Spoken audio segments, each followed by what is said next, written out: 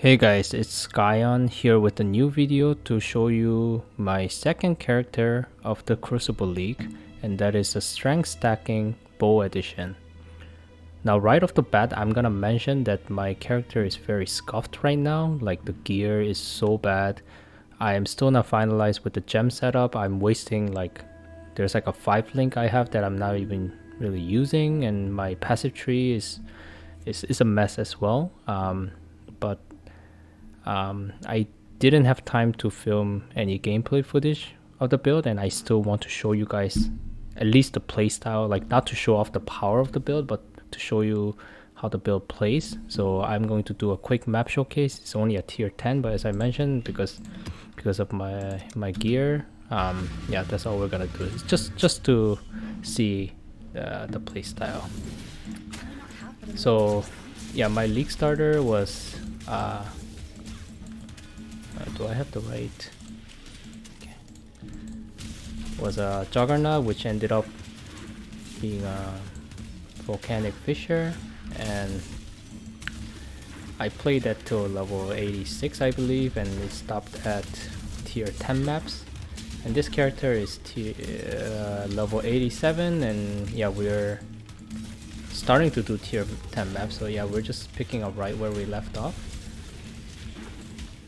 Usually with league starters, I like to push at least into red maps before deciding to continue playing the build or making the next character. But as soon as I randomly decide to get Vengeance Cascade on my amulet, all I could think about was making this current build, the Bow Edition, and then yeah, at that point, like when my mind is already on the next character, it's so hard to focus and enjoy the build that I was playing. So yeah, I decided to just cut it shorter than I usually do with my league start, and then but I'm very glad I did it because this build I'm having so much fun with it, and I can tell that it's going to be much more powerful. Like it should be able to do all the endgame content with proper investment. I just need a little bit more currency to get there. Let me just quickly try to find the boss. Okay, since I activated this Legion, let's just do it. You can see the clear is very good. Let's hope they don't all jump me and I die in the map showcase. The gear is pretty bad, so I need to focus a little bit.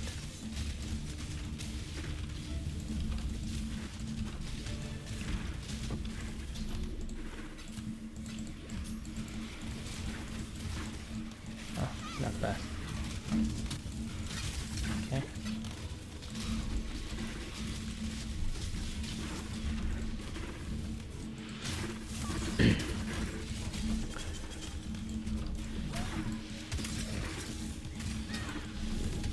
Yeah, it's like Vengeance Cascade. Like I hope this thing stays as it is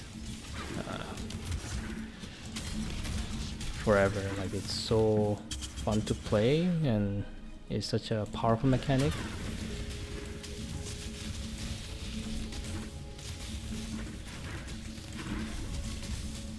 Okay, so where's the boss?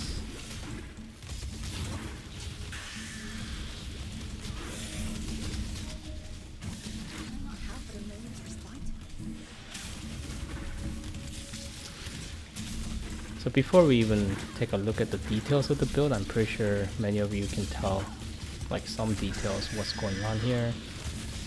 It's I'm using a Scourge arrow, and okay, there's a boss. So actually, even with this, what I call a very uninvested, crappy stage of the build, I think that wasn't too bad for a tier 10 map.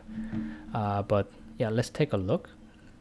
So as I mentioned, it is a strength stacker, the Bow Edition, and a lot of people are using Vengeance Cascade, going with Deadeye and getting a big fat elemental bow and staying on the ranger side to get all the projectile nodes. I decided on my league starter, I used up all my early league currency to get the anoint on a increased strength implicit amulet, and this is a pretty valuable implicit, and I said I wanted to make good use of it. If I go the typical Deadeye route, like I'm just it's no different than using like an Onyx amulet with 16 attributes. So yeah, I decided to go with the bow like this. Please ignore all the modifiers on the bow except for the implicit. So at the max roll, it's giving 2 to 4 fire damage per 10 strength, and of course using a poised prism, it also gives 1 to fire damage per 10 strength. So these two combined is giving us 3 to 6 fire damage per 10 strength, and currently we just hit past north of 1000 strength. So yeah, at like 1k strength is giving us 300 to 600 fire damage, and on a thicket bow base with a 1.5 attacks per second, like I haven't done the math, but it's going to be like a couple hundred fire DPS bow weapon in this case, and it's just going to climb higher with more strength that I get. So I was jumping right into the very scuffed gear gem setup that I have here. Let's go over it. You already seen the bow. It's I need to get the ones with the better mod. It's going to be, I'm gonna be using essences later on. I'm using Crown of Ice. This is okay. This is intended. I'm using just whatever 6 link. I need the Iron Fortress here. We'll talk about that in a bit. I'm using this new gloves in case you guys haven't came across like other videos or whatever that explains the mechanic. If you have like a form of a life leech and you pair that with the new life mastery, that skill costs life instead of 30% mana, then whatever skill you're using, like it's gonna cost some life, and then as soon as you hit an enemy with your attack and then leech it back up to full life, you're gonna get the benefit of adrenaline and onslaught. So this is pretty cool. I'm using the magnet belt because it has a decent chunk of strength and all elemental resistance, and as a strength stacker, the 200 and 400 strength threshold is very easily achievable. So the double and triple damage, if and when it procs, is going to be giving us a lot of damage, and of course the operants here. Now looking at the gem setup, dash, second wind, mark on hit, and sniper's mark, these are okay. This is the 5 link I was talking about. On an optimal setup, like I should be having a ballista with a attack skill of my choice with the focus ballista, and then 3 support gems to really boost the damage. But I just have a mana forge arrow, and then I stick in all the different type of bow skills here so that I can swap out my scourge arrow and then test whatever I wanted. So this is kind of like a dead slot, if you will. But yeah, right now I decided to go with the scourge arrow, going with inspiration, mirage archer, ally damage, increased critical damage support, and fire penetration. And even this increased crit damage is kind of like a dead link at the moment because my crit chance is horrible. Yeah, so a lot of areas that I need to work on, but you know, it is what it is. I decided to use scourge arrow because it looks freaking cool. Like you have arrows, the 2 main arrows going out with 1 additional arrow that I have coming from the Deadeye ascendancy. It fires 2 and then they go back, and then the spores spawn to shoot the thorn arrows everywhere, and then those come back to you. So it just feels really satisfying to play. And it has a built-in more damage multiplier per stage, like 150% more damage per stage, and then with a maximum of 5 stages. So I feel it's gonna do a lot more damage than, like, let's say the lightning arrow or eye shot or whatever. And one thing is, if you are in a situation where you cannot just stand still and channel, you can just like 1 tap or like, you know, one stack, or sorry, 1 stage or 2 stage, whatever, and then Mirage Archer becomes pretty good here because this one will always fire at the maximum stages. So yeah, if you're not in the situation, you can rely on the Mirage Archer to do the big damage Scourge Arrow for you. So yeah, that's kind of like the setup. As you can see, like, yeah, wasted link. I'm still playing around that support gem, kind of doing very minimal work. So yeah, it's pretty scuffed, as I mentioned. Looking at the passive tree, I took Chieftain because obviously fire oriented ascendancy. Everything here, like fire damage, regen is good. 10% increased strength is very good for strength stacker, and you know, the chance to cover enemies in ash is always a welcoming bonus for a fire build. And I went with the Deadeye for the bow related stuff. Effect of marks, some increased damage, additional arrow, and the tailwind.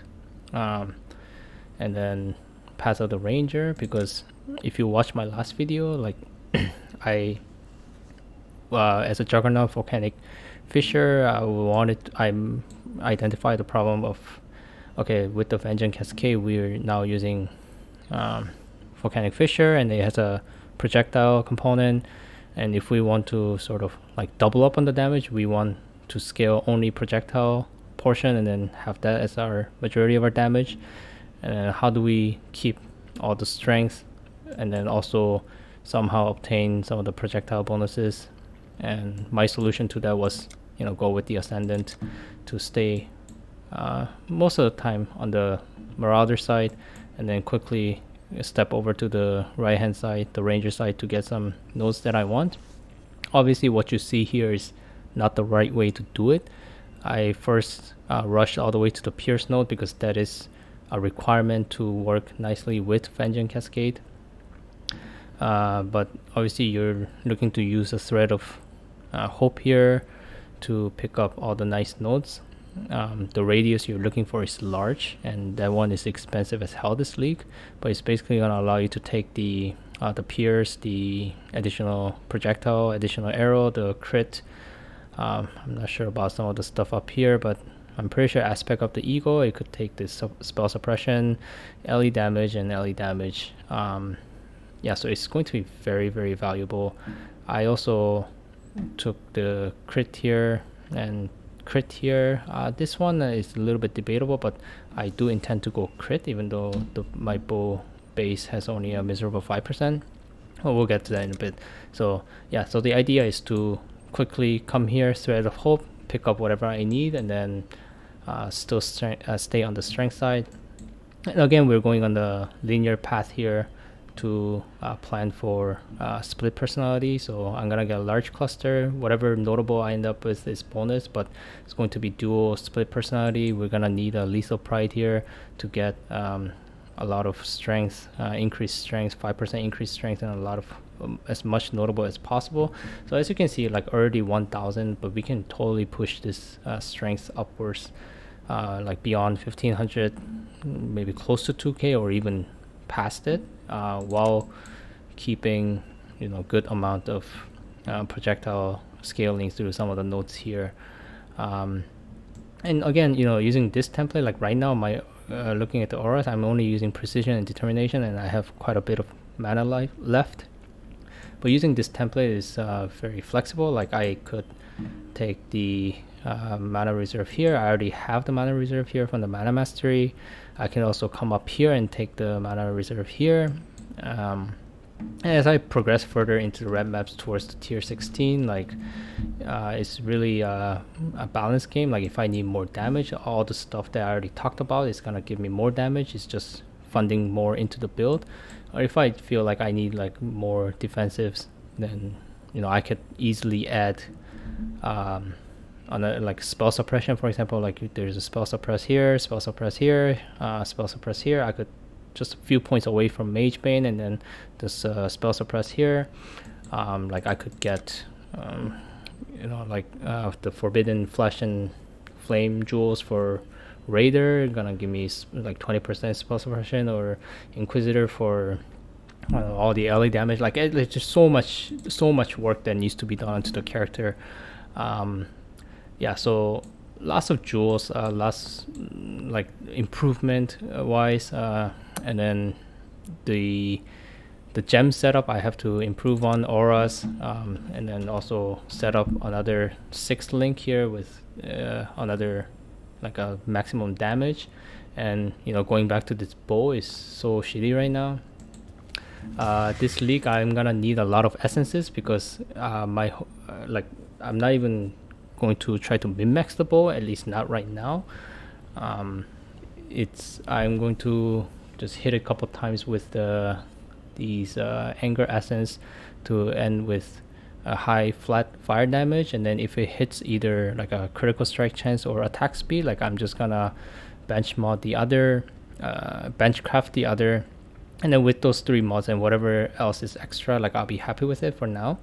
I'm gonna need to get strength implicit rings, and like along with this amulet as well, I need to spam them with the rage essence to get a lot more flat strength in these slots, along with whatever other resistance and stuff, intelligence I need.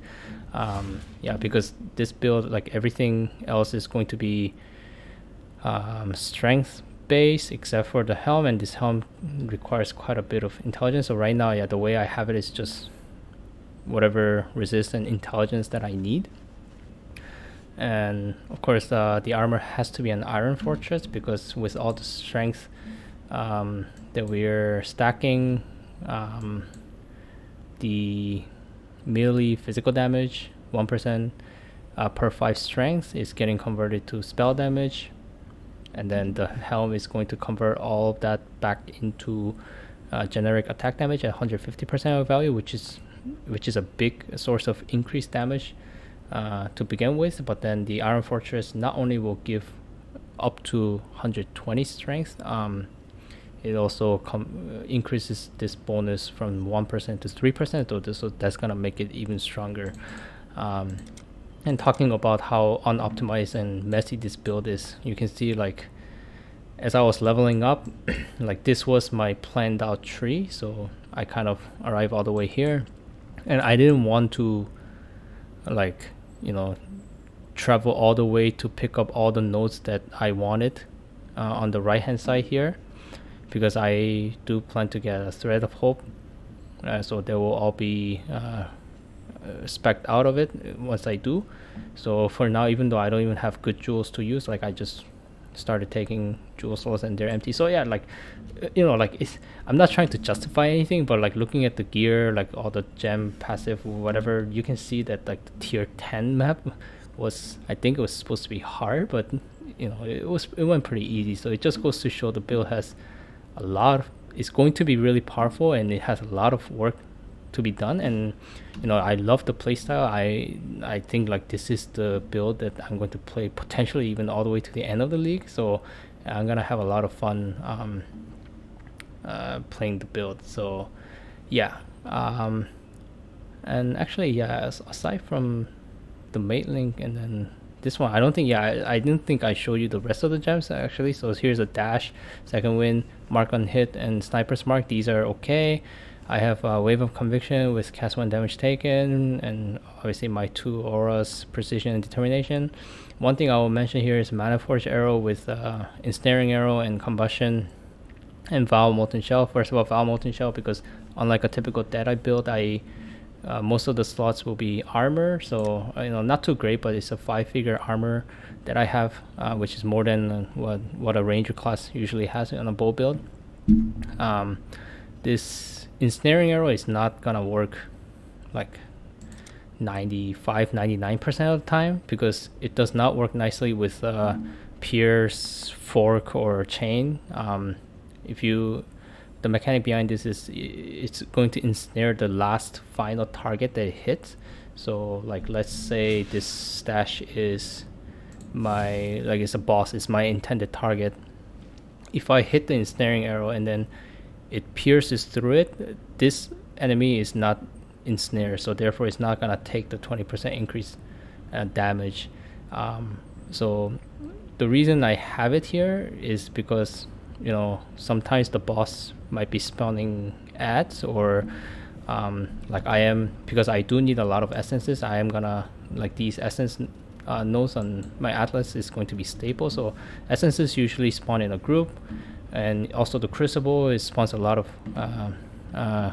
like a group of enemies. So the like in the off chance that my intended target, like the strong rares or boss with ads or whatever, happens to get hit after I deplete all the number of pierces I have in the build, then it will work. So on the off chance that happens, I still keep it on.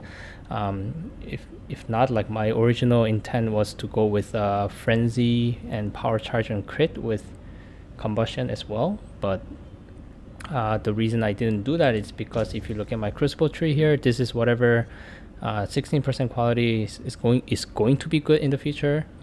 But then this one, the minus maximum endurance does nothing, and it is giving us 2 to minimum frenzy and power charges, so we always have that on. So that frenzy, power charge, and crit setup is only going to give us 1 more of each, and I did not think it was too valuable, especially with that Crucible tree here. So I just went with this on the off chance that it works sometimes, so very rarely.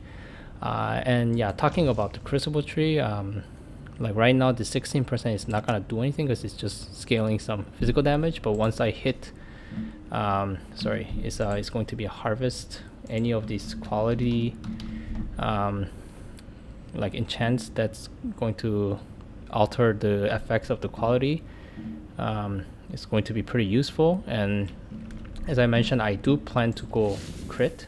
Right now my crit is pretty bad, 21.05, but with the crit modifier on the bow and Thread of Hope being able to take like these crit notes, maybe even what's the crit note? Like over here, and then crit notes here, and then the enchant with the crit, I'm hoping to like boost this number to be a little bit higher. And I feel like I'm rambling on, but I'm just trying to make sure I don't forget all the future possible improvements that I can make to the build. And and